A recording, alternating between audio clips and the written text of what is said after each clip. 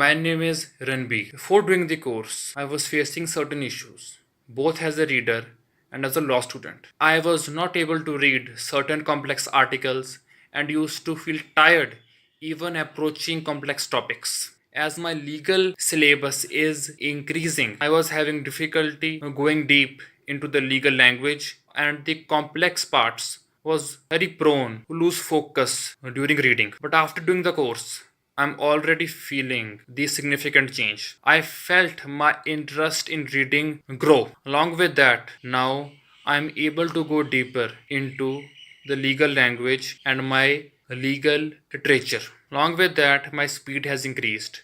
My ability to focus on what I'm reading has increased.